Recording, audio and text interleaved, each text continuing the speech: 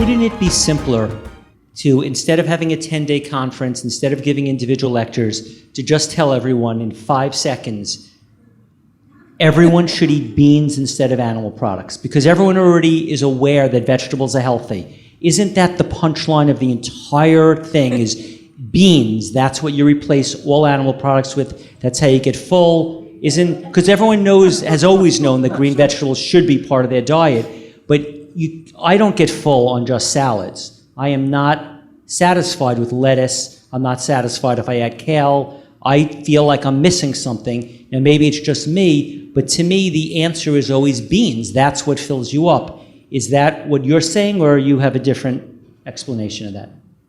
Why are you leaving out nuts in that?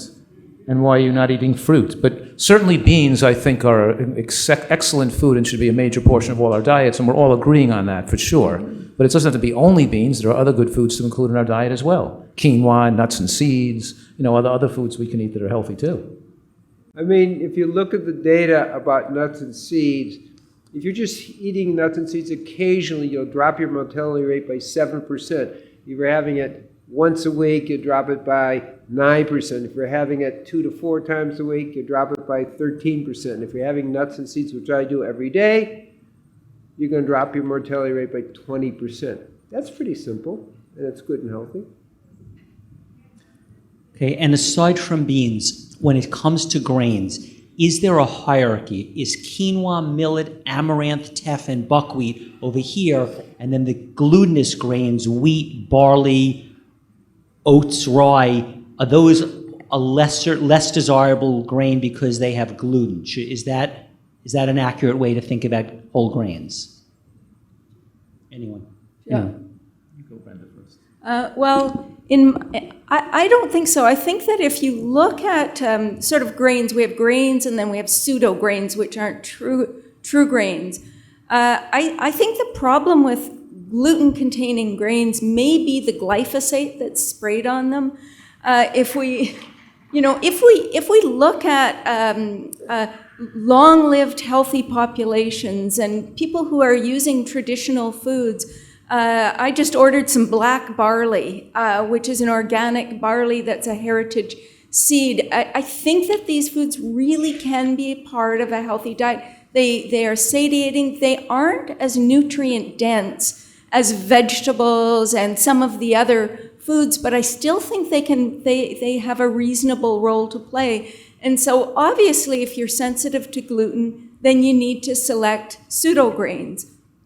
But even some grains, some true grains don't have gluten as well. The grains that have gluten, of course, are wheat, barley, and rye, and any combinations of those like triticale or kamut or spelt.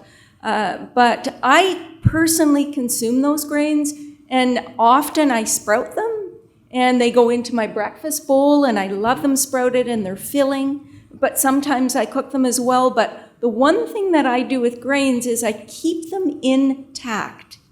So they provide everything wonderful that was intended, and there's, everything of value is still there, and nothing has been added that's damaging. It's as they were picked from the plant, and I think those foods can have wonderful value. I agree with everything Brenda said, and I just have to add, and you could tell me if you agree, is that lately I've been telling my patients not to eat brown rice anymore.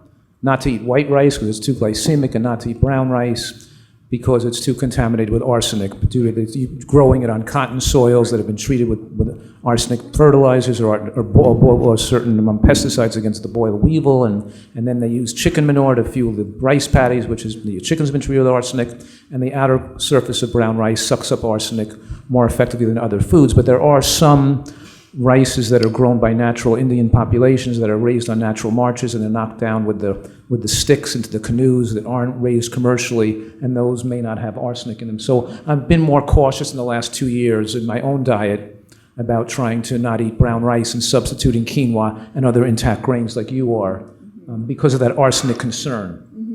So my take on the arsenic has been, I'm really concerned for people that are eating rice on a daily basis, as a lot of Asian populations do.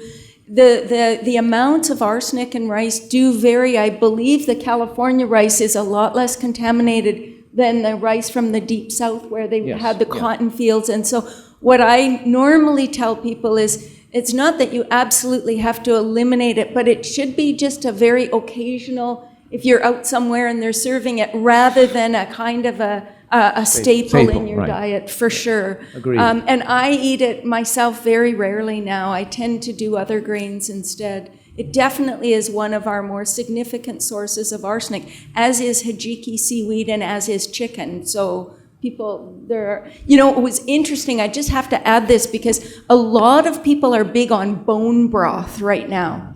So I did a search in PubMed to see if I could find any studies that substantiated all the claims about bone broth. And they are just amazing claims about bone broth.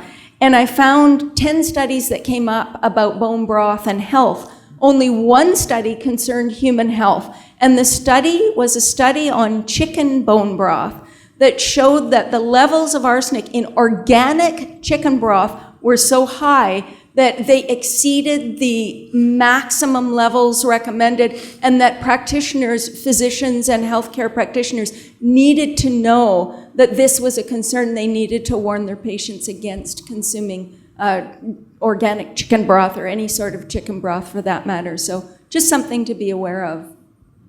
So just to clarify, when it comes to beans, are there any beans you're not recommending? And aside from brown rice, are there any whole intact grains, organic, that you're not recommending? Or are you saying any whole grain except brown rice and any bean is okay? Or are there any that you're saying we should avoid?